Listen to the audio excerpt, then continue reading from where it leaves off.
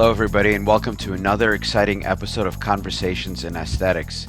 I'm your host, Dr. Gary Goldenberg, dermatologist from New York City. And today I'm so excited to have a good friend of mine, Nick Brownstone, Dr. Nick Brownstone, join us all the way from just a little bit up the street in Manhattan from my office. Nick, welcome to the podcast. Gary, thanks so much. Real honor to be here. Got to say, I love the show, love what you're doing with this podcast. We need more education in aesthetic medicine. I think this is really helping to fill a big gap. So thanks for what you do. Excited to chat today. I appreciate it. I know you have your own podcast on the Derm Squared platform, so we're sort of being guests at our own shows. You know, I've been on yours, now you're on mine. So this is just, it's a great relationship that we have. So Yes. Nick, before we start, why don't you tell our listeners about yourself a little bit, because you have a little bit of a different background than a lot of dermatologists, because you actually did plastic surgery beforehand. That's right, I did. I was a plastic surgery resident for 3 years after medical school, and I loved surgery, and I still like surgery. I just realized after being a plastics resident for a couple of years, I missed the medical aspect of medicine. And when I did a dermatology rotation in my intern year, I fell in love with the field. And from that day on, I did not want to go back. I decided to do derm, did not change my mind, made the switch, and was an incredible decision. Love dermatology. I love doing medical dermatology, surgical, and aesthetic medicine too. So it's really the best field for me. And of course, I'm biased, you're biased, but it's the best field in medicine. Now, I know that you are sort of fresh out of training, I would say, just a couple years out. But it does feel like you've been in derm for a long time, because I know you did a fellowship for a few years. So I feel like I've known you for forever. It doesn't feel like somebody who just started. I think this would be a good education for those that are on the younger side that are listeners. How do you build? How are you building? Because I know you're in the process, and we're all really constantly building. How are you building an aesthetic practice in the setting where you are, being sort of younger in the field? Why don't you talk to folks through that? Because I think there are probably some pearls that you can share with people. Yes, I love talking about this because I really do enjoy doing aesthetics, and I am trying to build an aesthetics practice. I've been a doctor for 9 years. I've been in dermatology for about 7 years, but I've only been 9 months out of my residency because of the path that I took. So you're totally right. And I think anybody who is a dermatology resident, no matter how much aesthetic training they have, whether it's with lasers or injectables, you really have to be out on your own doing it, bringing your patients back, seeing your results on your own to really get comfortable. Even if you done a ton of aesthetics in residency. And I think the best way to build your practice, and I've heard this from many people giving talks, is to recruit your medical dermatology patients, recruit your skin checks. I know no one's crazy about skin checks. No one's in love with skin checks. They're I like important. skin checks. Okay, all right. They're important. Yeah, they're important. They're important. They're important. I don't mean to belittle them at all. Some people find them boring, some people don't. But they're important because we find cancers and stuff. But it's a great opportunity at that point to not really make a big deal about it, but say, hey, I offer some cosmetic treatments. Is anything bothering you cosmetically? Happy to take care of that. If not, no worries. Have a great day. Just kind of position it like that. And you're going to see a lot of your body check patients, a lot of your medical derm patients are going to say, yes, this red spot bothers me. This sunspot bothers me. These wrinkles bother me. And you're already their physician. They feel comfortable with you. They're going to go ahead and sign up with that service for you. So that's a great way to build your your cosmetic dermatology practice from day one in practice. And the second thing is to practice on your staff, practice on your friends and family. They are an easy referral source, and you could see them back in the office every day. See how that laser procedure went from day 1, day 2, day 7, day 14, day 28, out to that 1 month mark. And everybody is going to want some sort of procedure. So practicing on the staff, practicing on your friends and family, recruiting your medical dermatology patients, especially your skin check patients, is a great way to start building your patient base, because of course you cannot start and have a big referral base because you're new. No one knows about you yet. You know, I think there are a lot of pearls in what you just said, so I want to tease some of them out, because, you know, I think this is important not only for the younger generation, but also for people that have a mature practice that maybe want to pivot. I do think that, you know, recruiting from your medical patients is a great idea, because you're building a practice that is multi aspect, medical and aesthetic. And I know that when I started doing aesthetics, I try to do all sorts of things that now I find just crazy, like surveys and my staff would ask, and I think none of those things really work. I think what really works is having a conversation with your patients as you're examining them or you're talking about something else. And you never want to sell. I feel like you always want to just educate and offer. And I love that. I love how you position that. Just asking your patients after you do a medical procedure or medical exam on them, say, hey, if these things bother you, there are things that you can do to help yourself look better and feel better about yourself and live a happier life, which I think is what it's all about. Yes, you're totally right. You know why I love doing dermatology and why I love doing aesthetics in dermatology? It's improving someone's self-esteem. Right? Nobody ever died from acne. Nobody ever died from HS. Nobody ever died from wrinkles or sunspots, but they could be totally life ruining. Some patients with a couple of lentigines on the cheek that weren't there before, that can really affect someone's self-esteem and confidence. And as a dermatologist, we're so lucky to be able to offer so many different procedures with new technology coming out to address these things. And I'll just say as well, it's a little bit nerve wracking in the beginning when you're kind of doing these things on your own, when you're doing V-beam for the first time or a pico laser for the first time. It's a little bit scary because you're not really used to it. But I just want to encourage everyone, as a dermatologist, you are this number one skin expert. You have the experience. Dermatology is procedural. We're always spraying, excising, curetting, biopsying. You have to trust your skills, trust your hands. And we know what endpoints look like on the skin. Nobody knows violaceous versus erythematous versus dusky more than dermatologists. So you are the number one person to be able to do these things. I'm talking most about lasers now. And then, read. You have to be super comfortable with the laser terminology. You have to know if pulse duration goes up and down. How does that affect the overall energy delivered? You have to know if spot size go up or down. How does it affect the overall energy? You got to be 100% comfortable with those terms. You're not sitting there in the exam room trying to think about if I change this, what will happen. And read too. There's some great articles out there, some great books out there. The article that I picked up first was by CME by Rox Anderson on laser endpoints and then dangerous laser endpoints. And I thought that was I a know that great way to article start. well. Yeah, Yeah, I agree. I think it's a great article to start with. I think doing lasers it finally made me understand why I had to take physics to go into medical school. That was like the aha moment because I always wondered why. I mean, I loved my physics classes, but this when you're actually using it, it's Yes. actually quite important. So a patient walks in, somebody referred, you did a treatment on them, and they walk in and they say, "Hey, you know what? I heard you're a pretty good doctor, Nick Brownstone. I want to do some cosmetics. Can you tell me what I need?" Explain to the listeners what is the art of an aesthetic consultation by Nick Brownstone. How do you go about educating and moving forward with the procedures that you want to do? Right. Well, first of all, I do hear that line a lot. You're a pretty good doctor, Nick Brownstone. I probably hear that about once a day. I'm Good just for kidding. you. Yeah. But yeah, that's a really really great question because everyone's going to have a different answer to that because it's the art of medicine, it's the art of aesthetics, and we all have different things to offer. I think, Gary, I think you do some liposuction. You've done liposuction in the past in your office under 2 meses, right? I don't do that personally. So that might not be something that I could offer to a patient. So when someone comes in and says, I have some cosmetic concerns, what do I need? Well, the first thing I say is I take a mirror and I say, what bothers you? Tell me what bothers you. Is it wrinkles? Is it loose skin? Is it sunspots? And in your armamentarium, and everyone's armamentarium is different because of what you trained with, what you're comfortable with, and where you practice. You have to figure out what device could hit many of those things. For example, the Myria device does minor skin tightening, helps with minor pigmentation, helps with minor wrinkles, maybe a little bit acne scarring. That could be a good device if you're addressing all those concerns.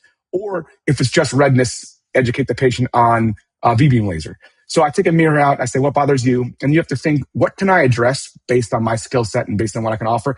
If the patient says, my skin is so loose, it's sagging, and you say to yourself, well, this could be a soft wave patient, but they need the facelift, then you got to tell them that, hey, I really can't handle this. You should go to a plastic surgeon for this, and here's why.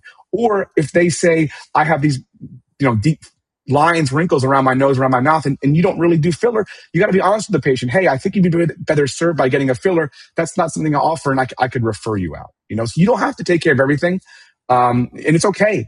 it's okay to say, I don't do this and I want to send this out if they have that specific concern. But take the mirror out. What do I need? What bothers you? And then based on what you can offer, have a conversation about those specific things that bother them.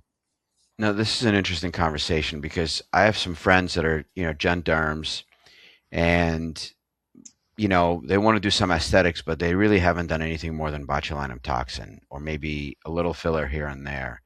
And I always felt like if you're going to do aesthetics, if you're really going to offer aesthetics, and I'm really talking about the neck because that's, as derms, most of, I would say 90% of what I do is above the neck, some tech neck, and some hands. That's probably the majority of the practice, including hair loss. But I think if you're going to do aesthetics, it's very hard just to say, I only offer X. I feel like you really need to offer a suite of treatments because you want to take care of a patient from their aesthetic perspective in a holistic way. And I always feel like you're either going to do it or you're not going to do it. But you do have to know your limitations, because if you don't know your limitations, obviously you can get in trouble and do something wrong for the patient, because the primary concern is always doing the right by the person in front of you. So I kind of like the way you position that. That's excellent.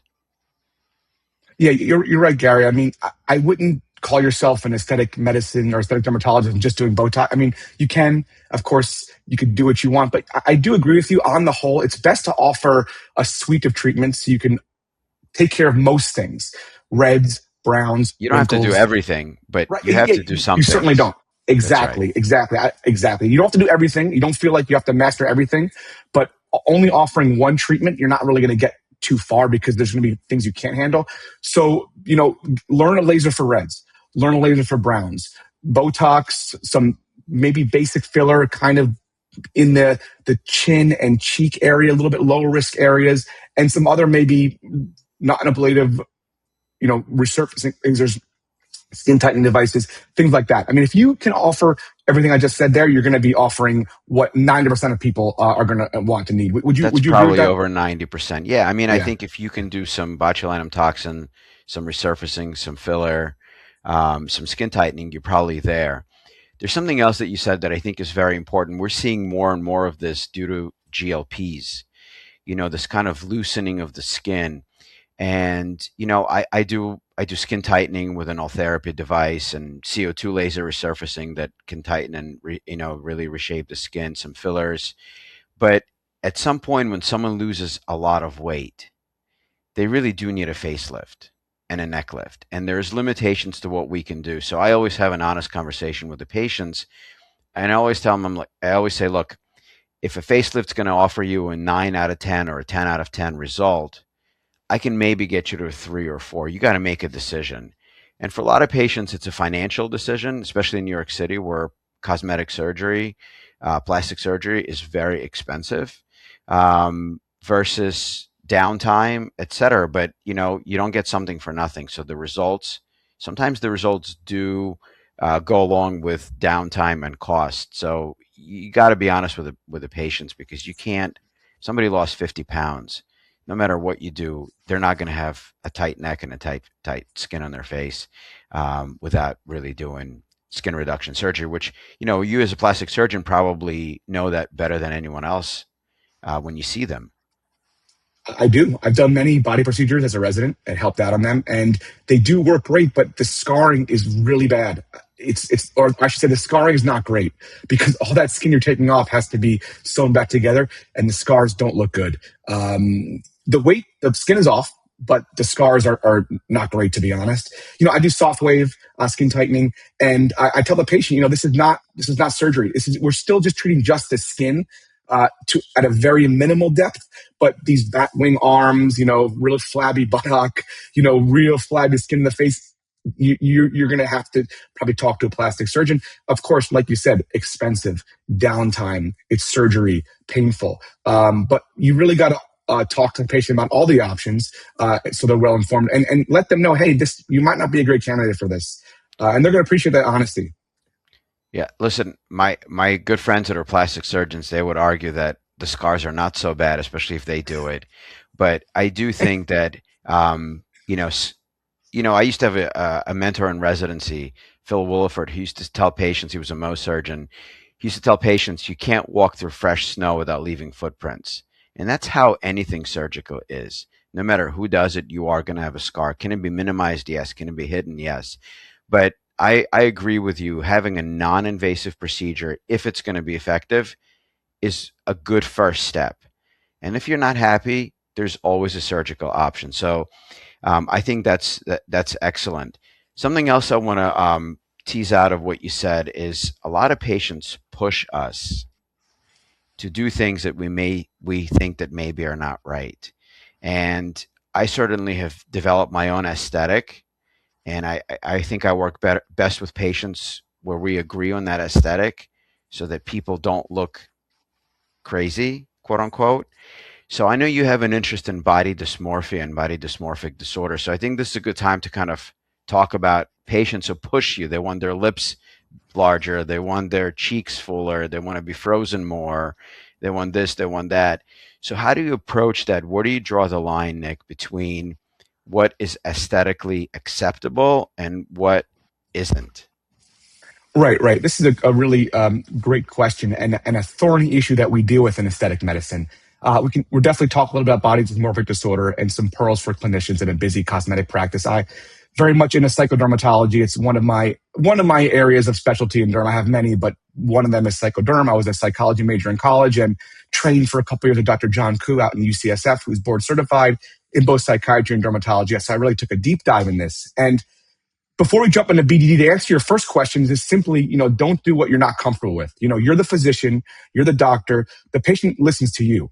Don't let the patient tell you what you're going to do. You tell them what you're going to do, and you have to draw that line in the sand and really stick to that. Okay, that's the best advice for that. Body dysmorphic disorder is a psychiatric condition, beyond just I want some bigger lips, I want more of a frozen face. And again, this is a difficult issue we deal with sometimes in aesthetic medicine. As we all know, we always say there's no free lunch in life. There's advantages and disadvantages to everything that we do in medicine. And I think one of the thorny issues, one of the difficult cases, one of the disadvantages of cosmetic medicine is sometimes these patients are a little bit more pushing for some crazy things, or patients that are actually do qualify as body dysmorphic disorder. And this is important for anybody who is practicing medicine, because aesthetic medicine, the market now is like 50 billion. And I just looked up the most recent statistics. There were 28 million non-invasive procedures done, I think in 2015 or 2016. So it's not just business, it's big business. So you're going to be seeing these things. So just in short, what is body dysmorphic disorder? Well, it's defined in the DSM-5, that's our psychiatric manual, as a preoccupation with one or more perceived defects or flaws in physical appearance that appear slight or not observable to others. So pretty much, in short, the patient has a really big concern. Let's say they have a really deformed nose, but you look at them and say, well, your nose looks perfectly fine. That is kind of what body dysmorphic disorder is. And why is it an issue? Well, there's been some studies that show that doctors are pretty poor at recognizing it. There was one study that showed only 4% of physicians were able to correctly identify a patient with BDD. And it's not just a cosmetic issue. There's about a 25% rate of suicidal ideation or suicidal behavior in patients with this specific condition. So I just want to tease that out because I think those are some good pearls. So there are patients who come in and say, look, doc, you know what? I want my cheeks a little bit fuller. Or they bring a photograph of a celebrity or a quote unquote influencer and they say, I want to look like this person. I want lips like this. I want cheeks like this. I want a chin like that, a jawline, et cetera, et cetera, et cetera. I think we see a lot of that. And sometimes people push us and say, look, my friends in LA or Miami, where everything is bigger, or Dallas, their lips look like this, my lips look like this. Can you give me more? I think that's different than somebody who comes in and says, oh, I have a wrinkle right here, and you look with magnification and you just don't see anything. Is that a good distinction, Nick, or how would you make the distinction between those two patient types? Yes, it's a good question. I mean, BDD is a clinical diagnosis, right? There's no blood test that we do. There's no skin scraping that we do. So that's a fine line in the gray area sometimes. So how can I help doctors kind of figure out who is BDD and who is maybe just a little bit more unreasonable? Well, here are some signs of like an unreasonable or body dysmorphic disorder patient, okay? They're going to have unusual and demanding behavior when they speak with you. They're going to have excessive requests for many aesthetic procedures. They're going to be dissatisfied with all the stuff they've had in the past. Okay, that's another marker of someone who may be more of a body dysmorphic disorder spectrum. They're going to expect that this procedure solves all their problems, that this Botox, this laser is going to fix my financial problems. It's going to heal the relationship with my boyfriend. It's going to get me more dates. Okay, that's another sign that they're starting to speak like that. If they're seeking this for just reassurance about their overall, again, issues in their life, if they're camouflaging, really camouflaging some of these things that don't look very obvious to you, and they just have poor insight in general into their concerns, into their condition. Those are some signs of a body dysmorphic disorder patient. And I very much like Dr. Mark Constantian. He's a plastic surgeon. He came up with 5 screening questions that you should ask yourself when seeing these patients that will kind of help you figure out where you're kind of falling on that spectrum. And number one is, can I see the deformity? You should ask yourself that first. The next is, can I Sorry, Nick, personally these are your pearls. these are from Dr. Mark Constantian, who's a plastic surgeon. Okay, These are perfect. I yeah, just want to yeah. frame them. So let's start from Yes. scratch. If people can write them down or kind of try to Yes. pay attention and remember. Yes. So he writes a lot about BDD in the plastic surgery literature. He's come up with 5 questions that, in his experience, it's reduced the amount of patients that he's actually treated that have turned out to be BDD, or he's gotten into problems with BDD. And number one is, he asks himself, can I? I'm talking in his perspective now. Can I see the deformity? Okay, how obvious or not obvious is it? If it's not that obvious, then maybe you're starting to think this person could be BDD. Can I personally treat it? Okay, that's an obvious question. Can I handle this? Is the patient manageable? Is the next question. Are they cooperative with examinations and dressings? Are they cooperative with following your directions? Stay still. Let's take a picture this way. Lift your arm up this way. How manageable are they? And the next question is, you think to yourself, if there's a complication, will the patient understand, or will they decompensate? Can they handle and understand that complications happen with some of these procedures? And finally, he asks himself, or you ask yourself, does the patient understand there's a margin of error in cosmetic procedures, that this might not fix your problem, this might not work, and are you okay with that? Can you understand that? So those 5 questions he has come up with, in his experience, has cut down on a lot of issues that he's had. I want to mention one more thing, Gary. Another pearl from a plastic surgeon out in California. BDD is not that common, but it is because these patients doctor shop a lot, right? So if there's someone in the community, they're going to see everyone up and down the street, okay? And I think it's good to put in the chart like a concern versus deformity kind of X and Y axis. If you're in a busy practice, when somebody comes in, you're going to put concern on the Y axis and deformity on the X axis, 1 through 5, and put a little circle. Obviously, 5 means the patient has a large concern, and 5 means a large deformity. So, for example, if you put 5 for concern, the patient has a very large concern about something, but the physical deformity that you can see is a 1, that is like red zone. Like, this is probably a body dysmorphic disorder patient, or actually be thinking about that. If the concern is 1 and the deformity is 5, then that's green zone. Like, we're fine. There's no issues here. Another little chart I like in a busy practice, that kind of, if a patient comes back to you, you kind of know where they were. Interesting. So let me ask you, how common is this? Do you think that um, those of us that practice aesthetics, do we see patients with this every day, or is it something that rarely happens? Yeah, I don't have the statistics in terms of the epidemiology. I know it's not common, but again, it might be common slash seen slash available because, again, these patients doctor shop. They're like a pinball and pinball machine. They go to somebody else. They go to somebody else. I just also want to say a really important pearl because of this is that these cosmetic treatments in a BDD patient will produce no change or exacerbate symptoms.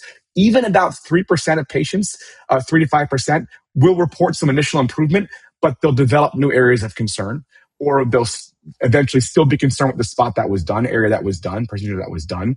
So just do not perform the procedure. It may sound a little bit obvious, but it really is an important pearl when dealing with these patients. This sounds like a very important topic, Nick, because usually we have a lot of fun on this podcast, and you're bringing something super serious to us today. So I think this is it's an important pearl. So let's say you suspect somebody has body dysmorphia. what kind of a conversation are you going to have with them? Because probably if you confront them, they're just going to get defensive, leave, and go somewhere else, right? How do you get these folks help that they need so they can get better from a psychiatric or psychological perspective? Yeah, it's a really good question and a really hard question to answer because these patients are kind of averse to anything that's psychiatry or any inkling that, hey, maybe this is not, a big issue. I will say that there are some studies that treating BDD with pharmacotherapy, psychopharmacology, like SSRIs, like TCAs, tricyclic antidepressants, sometimes even antipsychotics do help these patients. Also, behavioral therapy, cognitive behavioral therapy. Is a great method for helping these patients. But what can the dermatologist do? This is a difficult. Okay, this is not an easy issue. But I just want to reassure everybody that you could totally help these patients out, not by doing procedures, but just understanding them, building rapport with them, validating them, and also caring for them. Okay, so let them know, hey, I understand the situation is making your life a living hell and making you miserable. I want to do my best to help you. Okay.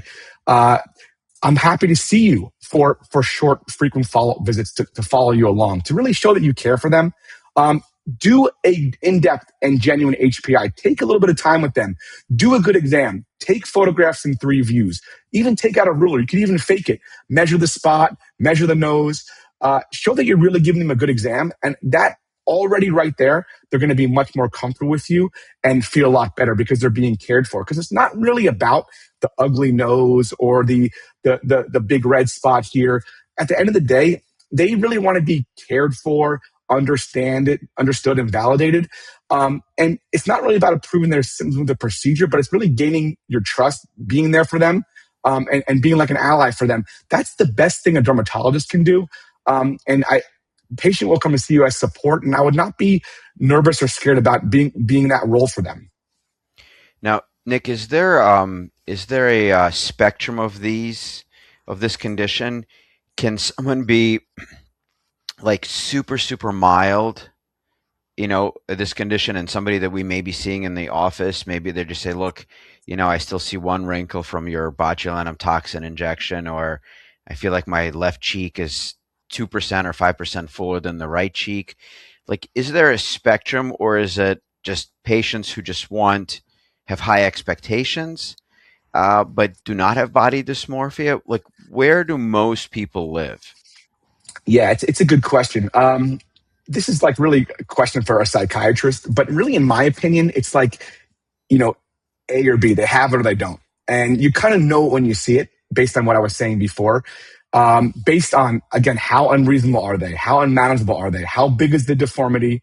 How big is their concern? Going on those kind of things we discussed previously will kind of help you land on, yes, this is a BDD patient and I need to treat them like one, get them psychiatric help, or change how I'm kind of doing things, or kind of not. I also should mention too, just a kind of an algorithm or how we should go about these things. Like when a patient comes into the office, you observe them, observe their behavior, interview them, ask the staff, ask your office staff, how are they up front with you? That's a great way to learn about how this patient is acting. If the patient's reasonable and you see something you could fix, well, then go ahead and fix it. Okay. If the patient's being unreasonable and there's a minimal deformity, a second opinion by a colleague might not be a bad idea. If at the second consultation they're a little bit more reasonable, then it might be okay to proceed with the procedure. But if they're unreasonable at that second consultation, I think now you're more in like the BDD territory. And of course, if they're unreasonable with little no deformity, I would call at BDD and have them see a psychiatrist that they're amenable to, or go that route. That's just a kind of quick and dirty way to kind of figure out who needs what. So your antennas really go up when you see somebody with this. Yes, exactly. And I think the staff, your MAs, your front desk staff, they could be a good source of helping you out. Hey, this patient was unreasonable. I have a little bit of a interesting sense about this patient. Be careful with this patient, and that's totally fine for them to say. It's not wrong. You're not hurting anybody. It's just between you and your staff, and they should be looking out for you. And I they could mean, be the first line of defense in this. these are elective procedures which you can Right. elect to do or not to do. They're not, as we mentioned, they're Exactly. not life saving. Well, this is a And you're the very, doctor. that's You right. call the shots. You That's call the right. You shots. don't have to treat everybody. I've had this conversation with many guests on this podcast, is that You're in practice. You don't have to treat everybody because it is elective. So you can choose to do something or not to do something. This is not an emergency situation where it's life saving, where you really, you should treat everybody. This is really elective. So this has been a very enlightening discussion. I appreciate that, Nick. So we're going to switch gears, and I'm going to put you in the hot seat. Okay, so kind of first thing that comes to mind, I want you to go with it, and you can give a little explanation. We can have a discussion if you'd like to, but tell the viewers, what is your favorite botulinum toxin to use? Good question. I would go with Dysport. It's what I've trained with, and I've been getting some great results. I also done some own botulinum toxins and Botox too, but I personally have always used Dysport and still continue to use it. Okay, so Dysport for you. All right, no problem. We differ there. I'm still Botox one, Okay. Dysport two. Favorite filler to use and why? I love Restylane Kiss. First of all, I think the name is amazing. I think it does really well on the lips when I do lip filler. I also love Restylane Refine and Define for the cheeks. I've gotten some great results. Patients are happy. But I think I just love the name Kiss and love how it does in the lips. If you could use a single filler for everything that you need to do, what would it be? That's a good question. I like this thought exercise. I would probably say Restylane Refine. I think it's kind of right in the middle and can accomplish gentle augmentation of the lips, but also can get you some good results if you need to do a little bit more on the cheek and the chin. Interesting. So you are really Galderma all the way. I've used mostly Galderma and I just have had good results. Patients are happy. That's mostly what I'm sticking with. Yeah. Yeah, interesting. I think for me, I could probably do everything I need to do with either Juvederm Ultra or Restylane L. Just kind of basic. You can really use them in all locations, basic products. And I really think that some of these newer fillers, the differences are so minute that it's really splitting hairs. I mean, I understand about the science, but I do think Yeah. it's just, it's product cycling. It's just life cycle management of a lot of these companies. Your favorite laser? Oh man, that's like picking amongst your You can favorite only pick children. one, and everyone has a I gotta favorite go. child. Yes, I got to go with V Beam because I just love seeing like that angioma, just like totally turn that purpuric color, and you have that great endpoint. Everyone's got rosacea. I love treating like the diffuse redness with the rosacea with the V Beam. Love doing little angiomas, little spider angiomas. You get that immediate satisfaction, and the patients are very happy. Okay, fair enough. I mean, I think vascular concerns are big problems, and I think V-beam is. I think it's a good product. I personally I use the Cutera laser, the KTP, but I have a lot of experience with V-beam, and I think it's a fine product. What would you say your favorite procedure in aesthetics is? If you could pick one, what would you do like day in and day out? V Beam, but what I just enjoy most, actually, even more than V Beam, which is why this is a hard question to ask me before, is I love pico laser, treating melasma, doing some pico toning, some field treatment of melasma. Melasma is a difficult problem to deal with. But I've been getting some great results with some topical light bleaching agents like Triluma and like 4 to 6 sessions with the pico laser for melasma. I think it's really fun, not too painful for the patient, and it's making a big difference in them. I just really enjoy doing that. Yeah, it's melasma is a difficult condition for sure, especially if they don't follow instructions and don't use sunscreen. It's kind of a revolving door, right? So I tell the patient, if you're not wearing sunscreen, we're not doing any of this. that's That's right. like the non-negotiable, right? It's a waste of time and money, right? Waste of time, exactly. Um, in aesthetics, what is your favorite condition to treat? Is it melasma or rosacea, or is it something else? Probably, probably reds, yeah. Little telangiectasias, spider angiomas, diffuse redness of rosacea, and melasma, pigmentary concerns, little sorrel antigenes. That's my favorite thing to treat. Oh, you really are a laser guy through and through. I'm Well, pretty Nick, laser heavy. you've been a great guest. I want to thank you for being here, and thanks to all of you for listening and watching. Remember, you can find all Conversations in Aesthetics podcast on the dermsquare.com website. And until next time, thanks so much for being here. Thanks, Gary. Had a great conversation. Keep up the good work.